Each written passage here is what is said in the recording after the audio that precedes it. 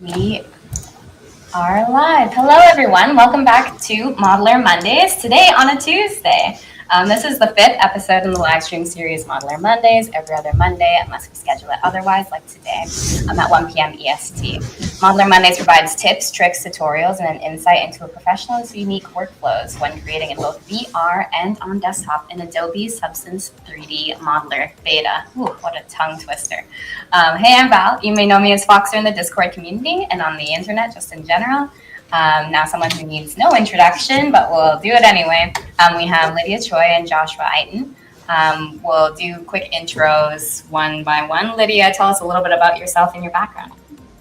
Hi, so I'm Lydia. I'm the product manager of Substance Modeler. I'm super happy to be here and excited to talk to y'all today. And so I started out in film and games, sort of alternating between being like a technical artist or technical director and also tools programming and engine programming for games. And we started Oculus Medium way back, when was it now? Probably almost 8 years ago, which is pretty crazy. Wow. And, Medium evolved over the years and was eventually able to find a new home in Adobe, and where we became Medium by Adobe. And then we were also able to hire a lot more awesome folks, and a part of the team came over, and we have been able to reimagine the vision of what we want for modeling and VR and desktop, shaping experiences. So very exciting. Super cool. Yeah, we're super happy to have you on today. We have lots of questions. I'm sure that people want to actually get into the meat and potatoes on how Modeler was made and what decisions are made by you and the team and how we actually look at those. And really quickly, Joshua Eiton, give us a quick iteration of who you are. He's been on our show before, but here you go, Joshua. Hi. Yeah, hi. So I'm Joshua, and I work with Lydia and Val on Modeler, and I'm responsible for figuring out questions of UX design and sort of artistic process and how we can bring that into the design of Modeler. Really cool. I've been working on VR art tools for a while now, and I love doing this. So it's always really awesome for me to just show up and do this every day. Super cool. Yeah, and we're so happy to have you both on. We do have a quick presentation, and we also do have a special announcement to make. I know that's the way that we've been showing it, and we'll let Lydia talk about that in the next slide. Sure. Yeah, we can just jump right over. Awesome. Yeah. So, I mean, it's very exciting for us on the team because Substance 3D Modeler Beta is now on Creative Cloud Desktop, which is awesome. It means a lot of things. It's like a pretty big milestone for the product because now we are in Creative Cloud and we're part of the Substance 3D collection. And it's pretty great. I think it's been a long road to this is like the next major step in sort of completing the 3D end-to-end 3D collection for Substance. So while, so we're going to keep the pre-release beta, so people will be able to access the beta through the pre-release site. But if you are a CCD member, you can now also access the beta through CCD. And this also opens it up to people who aren't on pre-release and have the collection and want to try out Modeler. Excellent. That's super cool. And so when was this released? It's released just recently, hey? Yeah, it was like a week ago. It was on August 8th, I believe. Mm-hmm. Cool. And just to clarify, it's not that we're moving out into a 1.0 product yet. This is the beta, but we're now just within CCD. Could you talk a little about that? Yeah. So we will be in beta for a bit longer. 1.0 is our next sort of goal that we are aiming for. And we're going to be updating the public beta for this beta and also the one on pre-release on a roughly monthly basis. We might come out with one pretty soon, maybe this week, to fix some camera issues that the last build introduced. Mm-hmm. But otherwise, we try to like stabilize things before we release it, so people can have like a relatively reliable experience while they give us feedback. Excellent. And does that mean, like, are there any changes then for auto releases or auto updates through CCD? So yeah, so if you download the build or install the build through CCD, you should get the updates automatically. If you're a part of the pre-release beta, then you have to re-download the installer, and it will install on top of the previous build. And also, the nice thing about the CCD beta is that we don't have a time limit on them. So after 60 days, you'll still be able to use the old build. But even with the time limit, the time limit is just because the app is like changing a lot, and we want to make sure that people are using the latest thing so that they can give us current feedback. So the pre-release build will still have it, but we'll be updating the build frequent enough that it doesn't matter. Nice. That's excellent. And so we do have some questions in the chat. Please feel free to ask these questions. We will get to them throughout the stream. It is intended to be like a bit of a conversational thing. We, like, in line with this being released on CCD, do we have any word on a Steam release? Yeah, so we're working on that. Right now, it is very likely that the first release on Steam and also the Oculus Store will officially support Oculus headsets only, but that's only because that's where we're coming from, and that's where we're starting the port to OpenXR. But we will support other headsets in the future. Like, we are actively working on that. Super cool. Okay, thank you so much for that. And so we do have like the rest of the PowerPoint to go through, and this is just an intention for like some goals, a little bit of where Modeler has been and where it came from. So Lydia, I'll let you take it away with that, and then please feel free to continue leaving questions in the chat, and we will address them at the end. Mm-hmm. So so the Modeler is built upon the same engine that we built Medium, which is a custom engine. It's an engine that we call Clay. And about half of the team came over from Oculus, and then the team has about doubled since then. We've hired people from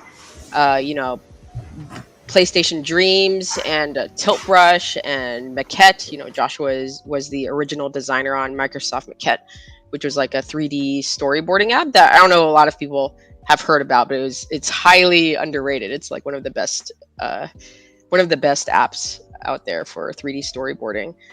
And I mean, now that we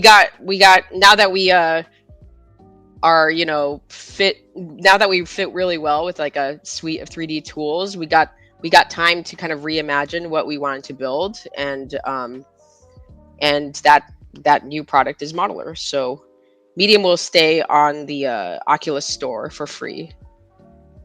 That's really exciting.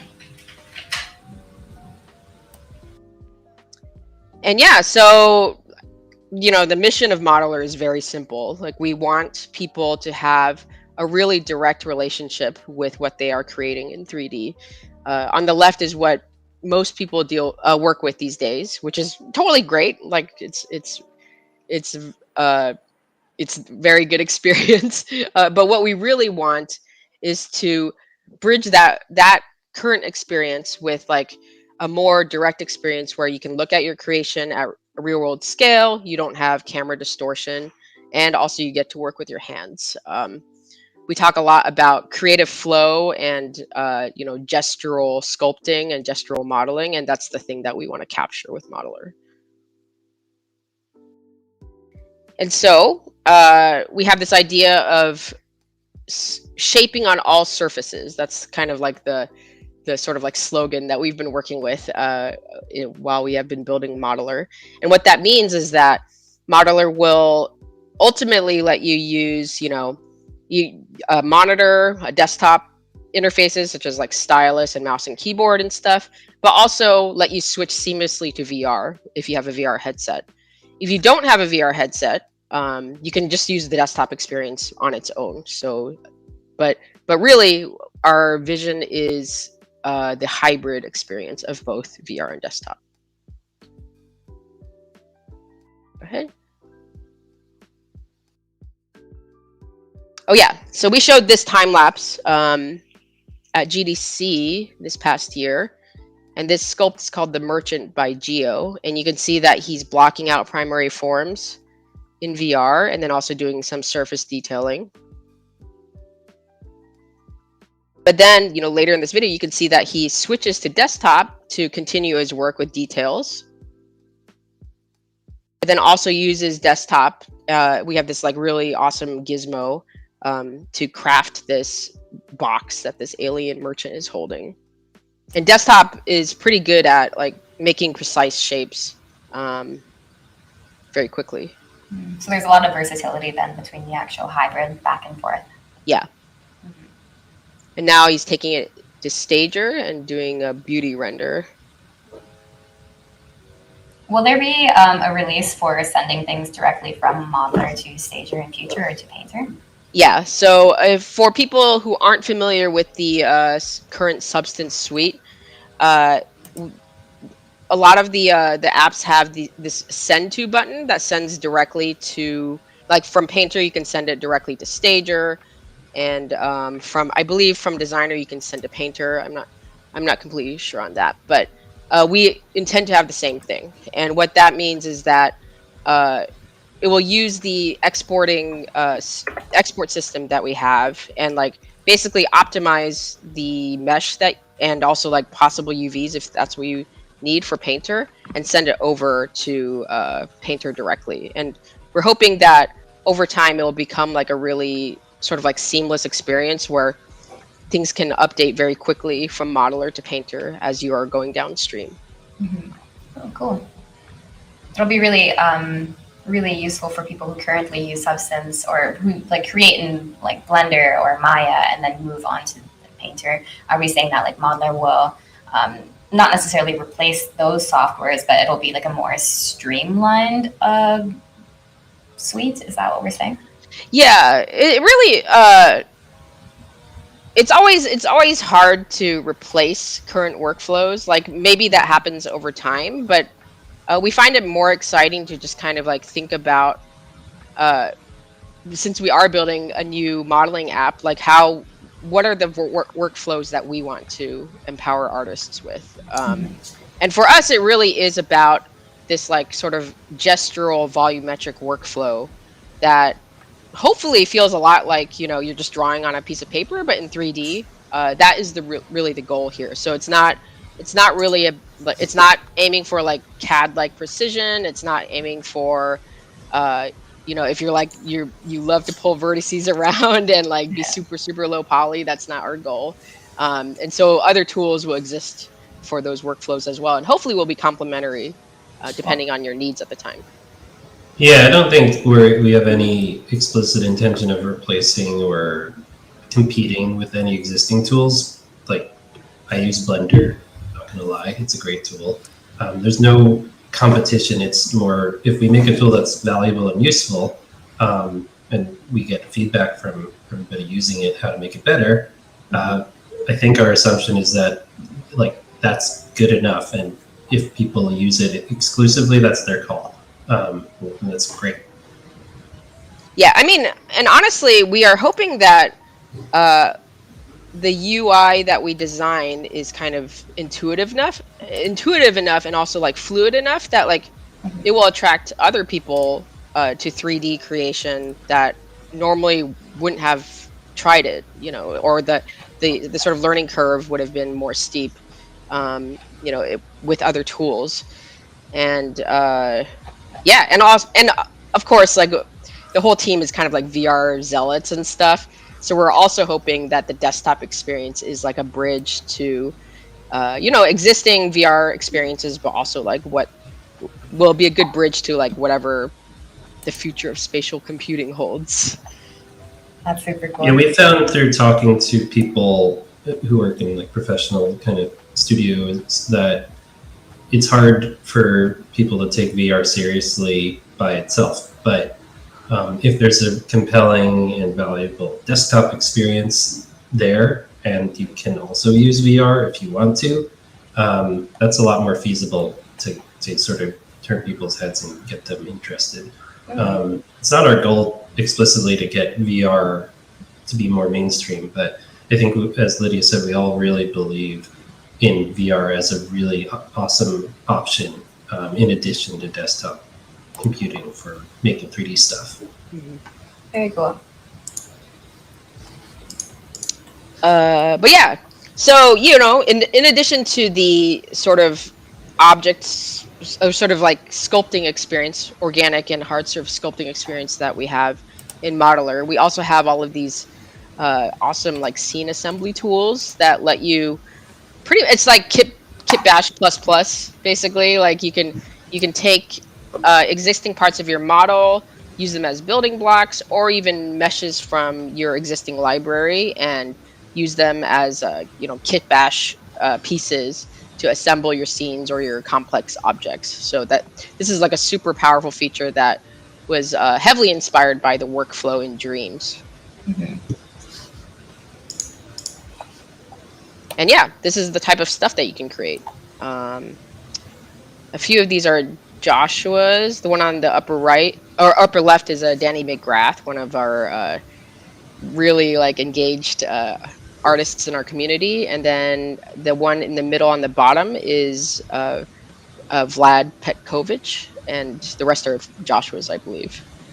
Gio worked on the painting of this one. Oh, that's right. Yeah. Gio and Joffrey, I forget his name. Oh yeah, but the two artists on the art and dev team helped create the materials and final render for that windmill piece.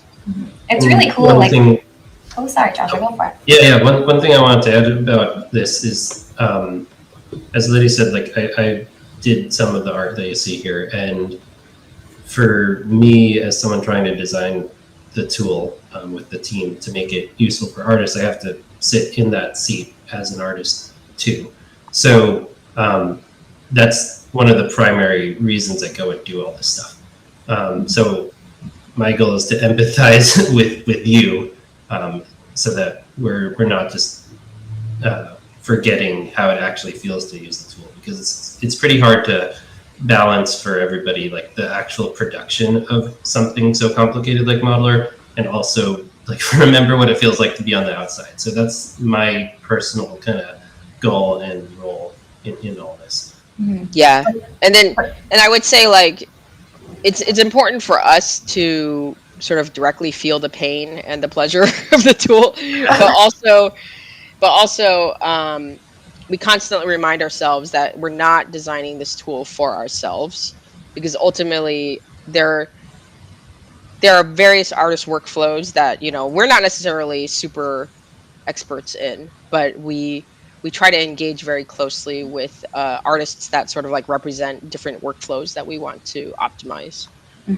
Yeah, we really find your feedback to be like the most important way for us to determine whether or not this tool is actually working.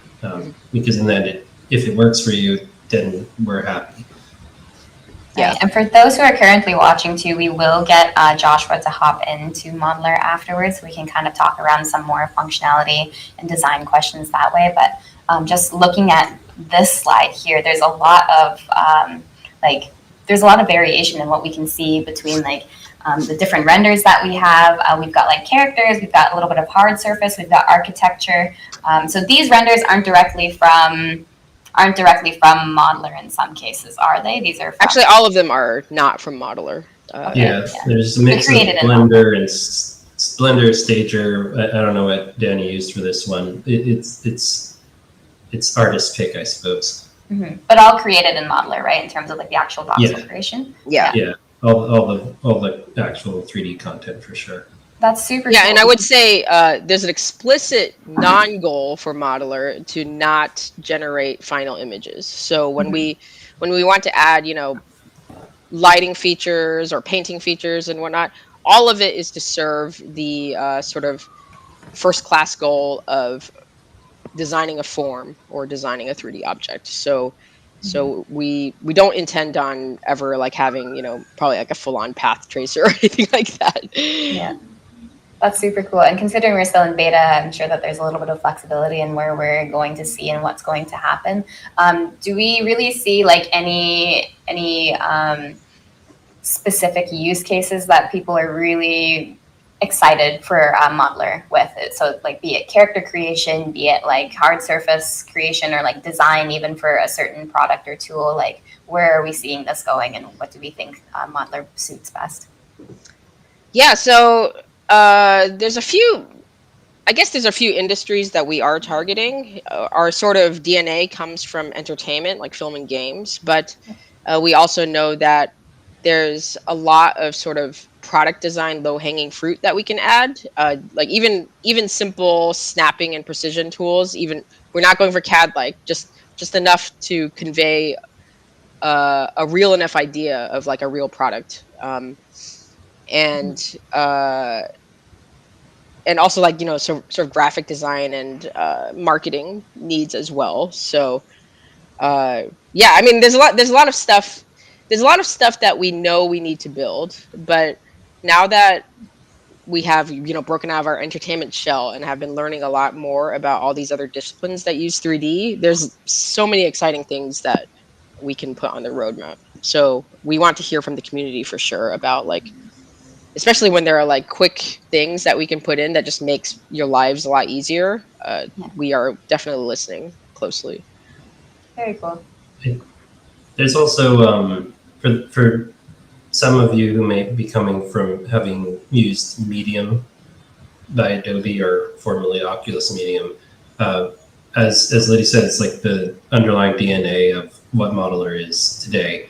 I think one of the biggest, I guess, improvements that we're trying to make with Modeler compared to Medium is the ability to build more complex scene structures and symmetrical and pattern kind of repeated shapes, and to do that hopefully intuitively. And one thing that Modeler kind of is pretty uniquely powerful for is just creating tons of copies of stuff, even very complicated things. So that's like how this kind of scene that you see on the bottom right here, like there's only a few pieces sculpted here, but they've been duplicated and repeated in all these different places, like hundreds, even thousands of times in some cases. So yeah, and actually, if you advance to the next slide, you can elaborate on that.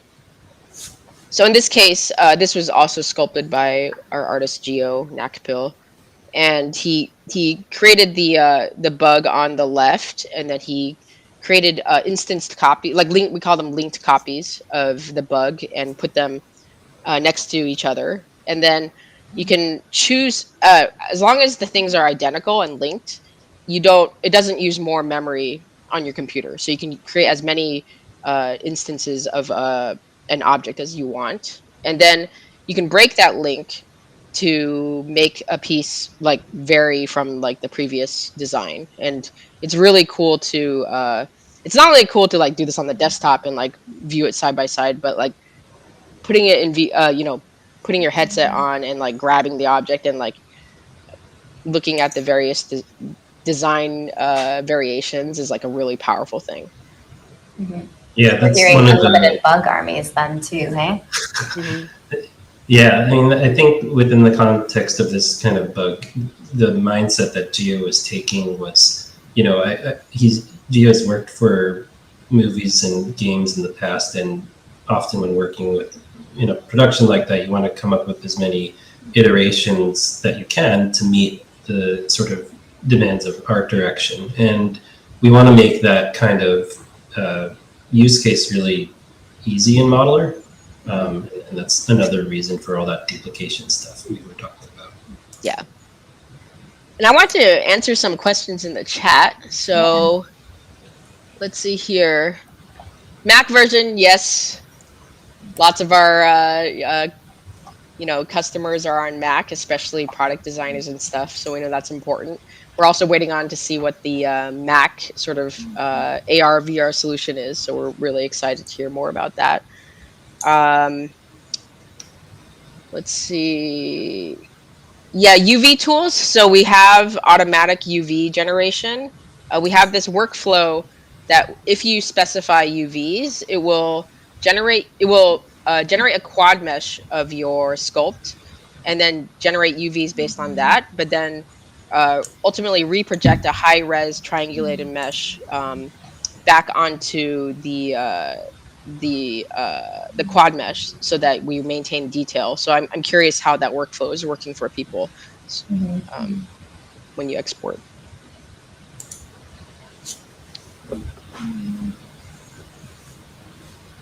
What I can totally jump into Modeler at any point, by the way. Oh yeah. Yeah. I mean, this is pretty much the end of the presentation, but Ta-da. yeah, for 1.0, our goal is pretty much intuitive shaping and try to bring over a lot of the features that people love in Medium. So if it doesn't exist yet, it will exist in the future, especially, the common ones are reference images. We just added stamps, which is awesome.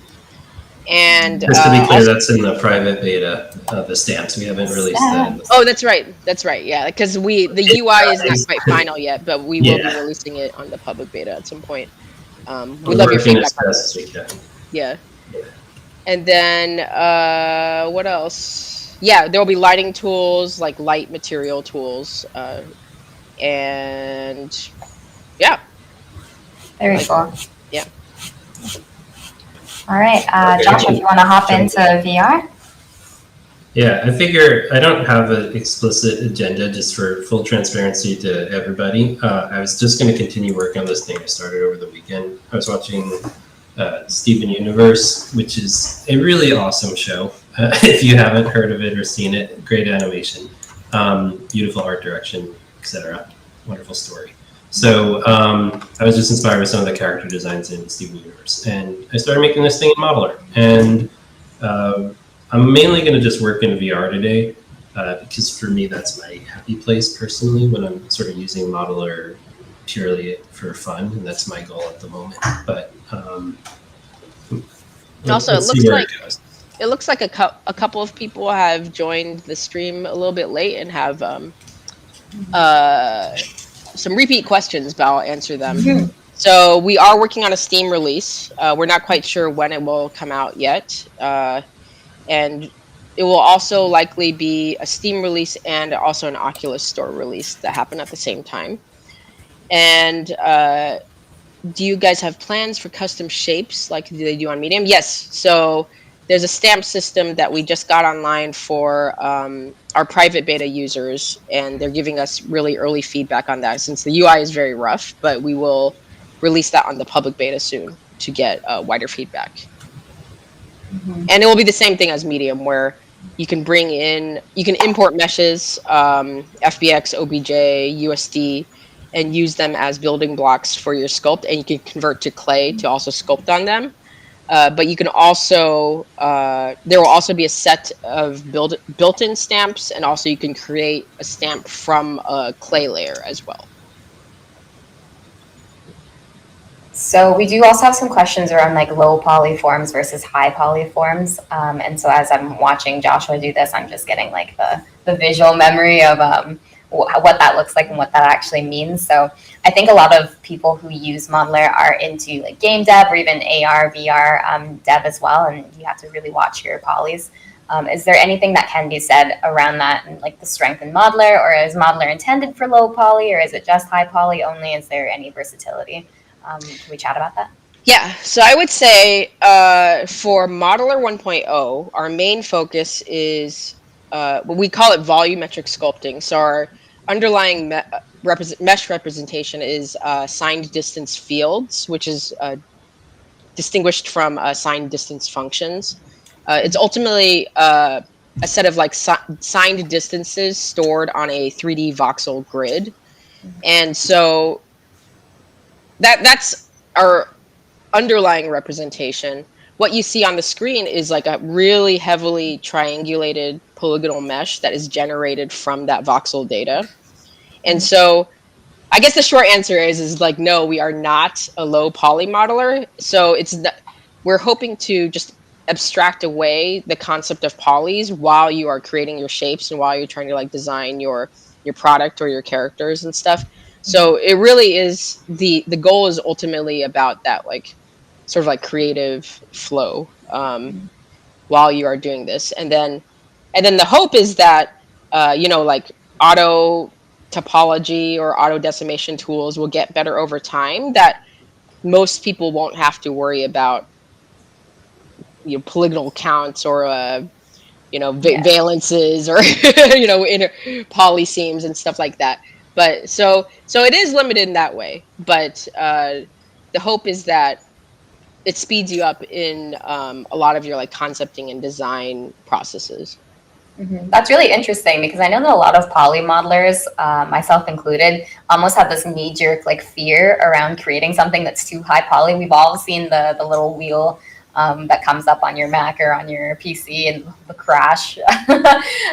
So it's really interesting because I think that modeler is trying to change the narrative almost in some cases around like how we approach 3D modeling, what concepting looks like, and like how we approach tries and polys. Is that right? Yeah, I would say that there have been I can think of ZBrush and possibly a few other sort of like organic sculpting tools that kind of started from a similar place where back in the day, like probably like 20 plus years ago, Yeah. a lot of film studios or even game studios started from physical clay models to get a design correct. And then would have to like either scan that model or someone would have to replicate it in like a low poly or high poly format, depending on what stage of the concepting process they were in. And then eventually, like it's probably a different artist creating that sort of like game ready, like final mesh that is like not that can be textured or materials can be applied and then ultimately like run in the game. Mm-hmm. The goal with modeler and also kind of like the substance workflow is to try to blur the lines between final model and concept as much as possible over time, but we have to start off by creating a powerful concepting tool. So that's what we're focusing on now, and the hope is that as automated optimization tools and UV tools get better over time, people won't even have to worry about that stuff. And I know it's like maybe there will always be the person that wants to pull vertices around or like lay out, like it's a very zen process to lay out manual UV maps and stuff, so I can relate to that. But it's a slightly different goal that we are setting. Mm-hmm. Would you say that modeler is like beginner friendly then for those who are like who have no experience in poly modeling and just want to hop straight into some kind of 3D like creation software? Yeah, I would say That's so. definitely our hope. Yeah. That like our goal is to have, in the same way. I don't know if anyone is familiar with clay sculpting, but when you have a lump of clay in front of you and you have like a knife or like a rake tool or something like that, those tools inherently are like very simple, and you look at it and you're like, oh, I can see what this is for, right? Mm-hmm. And there's this idea of simple but powerful and flexible, which is basically what we're trying to capture with the modeler tools. We want tools to not be like, I mean, there are a bunch of sliders and stuff, but we do hope that like there's a minimal amount of sliders, and when you see those parameters, you immediately get visual feedback on like what they are changing in terms of the shape that you're starting with or the tool that you're starting with. And you don't need like really heavy technical knowledge to understand how to adjust a tool in order to use it while you're sculpting. And so that it's hopefully that's kind of our fundamental goal, which is it'll be interesting over time as we add features how we can sort of maintain that sort of, we want the core sculpting experience to feel really fluid and not have like a million layers of UI that keep you from just focusing on your sculpting. Mm-hmm. And that will be a fun challenge for us as we add features. We also do have some questions regarding collaboration and real-time collaboration in VR. Is there anything that is coming up on the roadmap for that? Like, I know Gravity Sketch does something really similar where you're able to, spend time together. And I believe the Adobe Medium did as well at one point. Yeah, Adobe Medium still has one one-on-one collaboration. You can have side-by-side sculpting. You can't sculpt on the same sculpt, which I don't think most people want to do anyway. But the way that we implemented the multiplayer in Adobe Medium was it doesn't really scale and is not. We would have to figure out a different way to collaborate in Modeler, but it's something that we are definitely thinking about in the background for sure.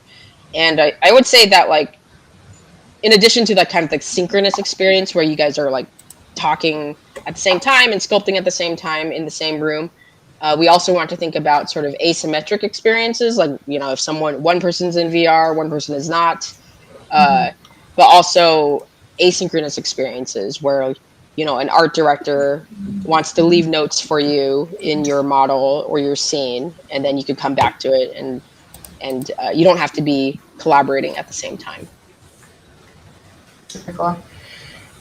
And it'll be good to see like what actually comes up in terms of like sharing sculpts and where people want to move with that, like whether or not we do actually want to just have multiple people in a room to see a single sculpt, or if there's like any way to like work collaboratively. So if we're creating scenes or concepting together, even kit bashing, if we could have like multiple things come together into a singular file, I think that that's something that people are interested in. But yeah, we could see that in MD suggestions too coming forward. Speaking of which, I think that people are curious, like how does the team internalize and manage suggestions from public beta, from private beta?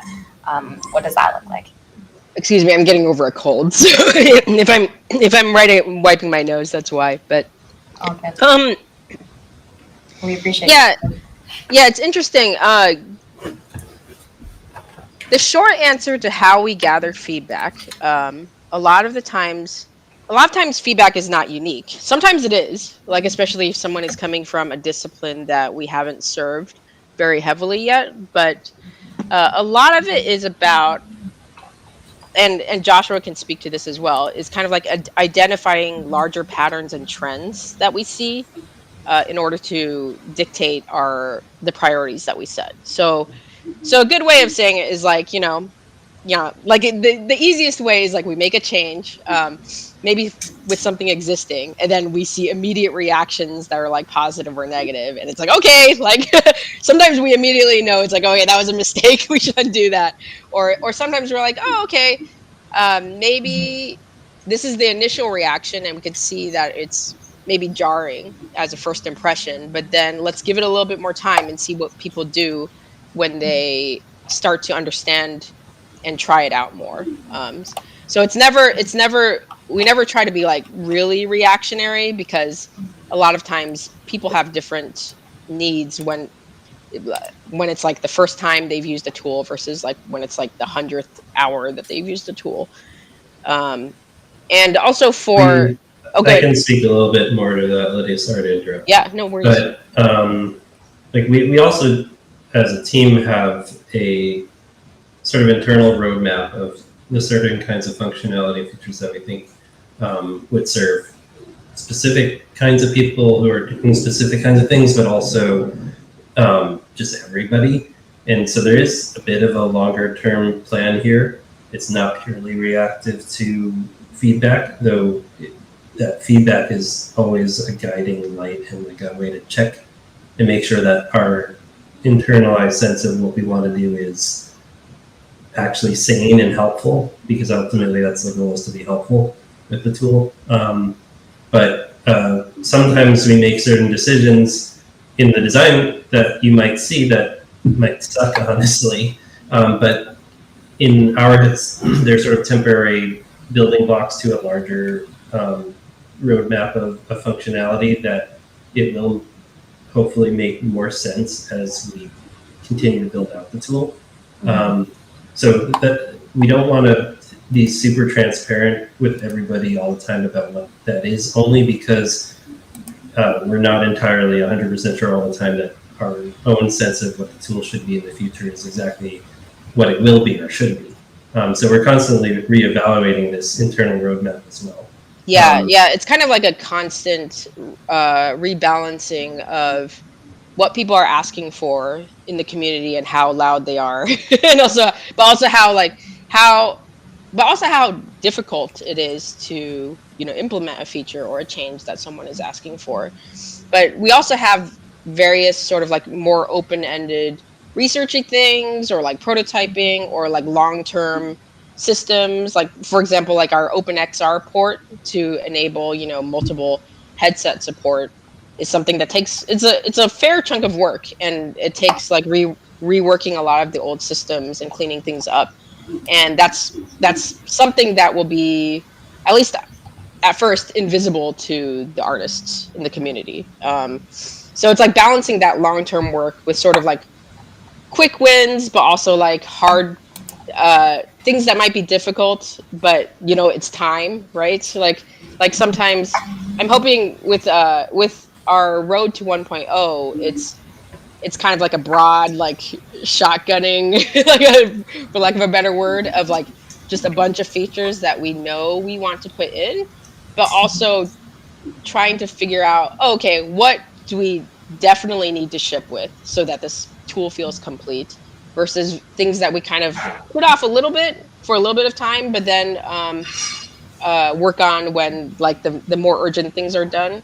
Um, and I would say that like post 1.0, a lot of it is about addressing the community feedback, but also sort of crafting more cohesive release narratives so that we can, so it's not just like, when we have an update, we just have like a bunch of random features, and maybe someone's workflow incrementally gets better, and then someone else's, totally different workflow also maybe slightly gets better, but there isn't a lot of like big change. It's really important to have, like, for example, like we don't have a lot of snapping and precision tools right now. It's very likely that after 1.0, we will have a release narrative push that is about precision, for example. So that's just like one way of cutting it. And it also keeps things, it also gives a good sense of progress for the developers themselves as well. So it doesn't feel like we're just spinning our wheels, like fixing bugs all the time, but not making meaningful progress towards a longer term vision. Apologies, you can hear my dog in the background. He's snorting. He's I promise that's not me. Could you hear that? He's like very skeptical of my answer. Yeah. All good. So I think that there's some questions too around OpenXR and web viewing and like export files. Is there anything around like .glb, .gltf, that kind of stuff? Yeah, so we do support GLTF. I do believe we support GLB. I'm not sure if that's public yet. I think we do. Yeah. But yeah, we've been doing a lot of work with importing and exporting, and most of it with like USD as the backbone for that, which is pretty cool. But yeah, we will support all those things. I know also people have talked about wanting CAD support just to be able to import reference meshes, but also like STL and stuff. So we're definitely listening to people to see what formats we want to support next. And it's really cool just watching Joshua work too in this tool. He looks like he's really dialed in. So there are some questions around tools as well. I know that there's like the chat, just reading through the chat, there's a lot of requests for specific tools. Is there any way in which we choose what tools are created and what tools to hold off on? And is there like a process behind that? So let's see. A lot of it is based on the difficulty of the tool. Like, for example, I'm sure people have noticed that there's a prototype build-up tool and also a prototype crease tool that currently exists. Super early, like it doesn't run well. It doesn't create really smooth shapes yet. But sort of like finally releasing it for people to try, even though we know the current limitations, is a good way of just getting like early feedback. Like we'll get the obvious stuff where it's like, oh, it's still janky and still choppy and stuff, so it won't fit my needs. But I like how, like this type of workflow works with that tool. Like we'll definitely get some signals about also ways that we might want to make it behave differently in VR versus desktop, because a lot of the inspiration is from desktop tools like ZBrush. So I kind of lost my train of thought just now, but yeah, like I think really it's like we know there are certain brushes that are still, or tools that are still missing in terms of like fundamental sculpting. Like people have asked for H polish and flatten and all that stuff. So it's like, yeah, we hear you. We will be working on those things, and we might be working on those things now. And but then actually we're actually curious like how people use assembly as well. For example, like our artist Geo, he still heavily uses ZBrush and other sculpting tools, but there was a workflow that that kind of clicked for him when he was playing around with Medium at the time, and now Modeler, where he used to sort of sculpt forms out of like warping a sphere, or like, you know, carving and raking away a surface to generate interleaving forms. But with Modeler, he's kind of doing what Joshua is doing right now, which is like generating overlapping forms using just separate layers, and then eventually stitching some of them together and then blending between the two. And that's like a really powerful workflow that I don't think we were immediately aware of until, you know, artists like Geo and Joshua start to play around with it. And we have one last question before end of stream. Are there any thoughts around material IDs in Modeler? So I know yes, yeah. Cool. Being able to assign material IDs, definitely at the start per layer, and then eventually probably per like material mask or something, is something that we are definitely thinking about. It is almost more important to do that than have, you know, the PBR material editing support that we had in Medium. So we hear you. Like we will definitely be making the workflow from Painter and Stager more seamless in the coming months. Very cool. All right, and that's pretty much conclusive of our stream today. Thank you everyone for coming along, and thank you Joshua for showing us some of the cool stuff that you were doing. Is there any last words? It makes it sound like I'm about to like end everything for good, but is there anything that we would like to say in terms of like just wrapping up for Modeler, what we've seen, what we'd like to see? I guess I would say, man, we get so much inspiration from our community, so I wanted to give a hearty thank you for all of that. We, like, even if, you know, we're not responding to every single post, we read everything and we talk about it, and so really I love that we're working on a thing that not only excites, you know, artists and other creatives, but we get to have such a direct conversation with you, and so I really, really appreciate that. Excellent. And Joshua, for you, any last words? Well, for me, I have a lot of optimism about like the future of this team and the tool, and hopefully the community that we build around it. And I do feel like we really are just getting started. I mean, we have barely even gotten started. We're not even a 1.0 tool yet. So yeah, there's a lot of room and potential here. Mm-hmm. Excellent. Yeah. And shout out to the devs too that are on the team that are all creating this. We really appreciate you, and we know how hard you work in terms of like support going through the community. For those who haven't joined the Discord already, we will be posting the link for Discord and other social medias so that we can hear your voice. Be loud.